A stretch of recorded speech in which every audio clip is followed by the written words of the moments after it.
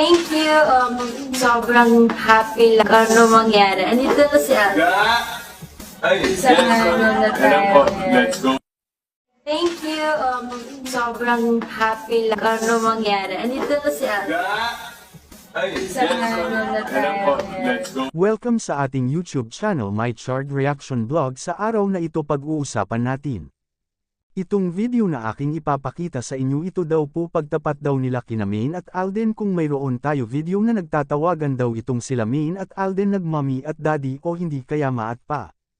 Ito raw ang kanilang pagtapat. Nag-Kathden fan sa Aldab yung video na habang may kausap si Catherine Bernardo sa video call, bigla na lang lumabas itong si Alden at tinawag si Kath nagpalangga o ga, ibig sabihin nagpalangga o ga ay I love you o mahal kita. Lahat po nagnababasa at napanood sa social media ay isa lamang. Malaking gimmick para tangkilikin ng paparating daw nilang movie. Daming mga naglalabasan na mga balita.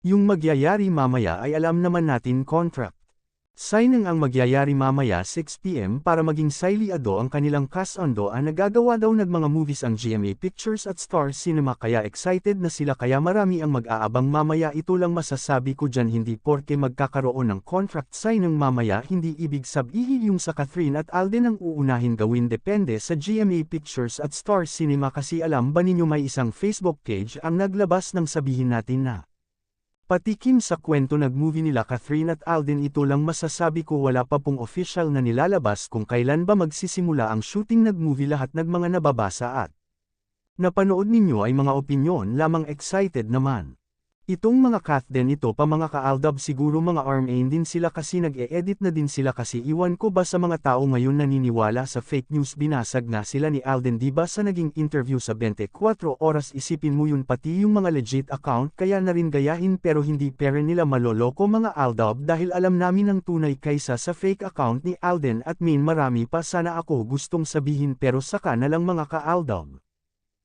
Welcome sa ating YouTube channel My Chart Reaction Vlog. Sa araw na ito pag-uusapan natin itong video na aking ipapakita sa inyo. Ito daw po pagtapat daw nila kina Maine at Alden. Kung mayroon tayo video na nagtatawagan daw itong sila Maine at Alden nag-mommy at daddy o hindi kaya ma at pa.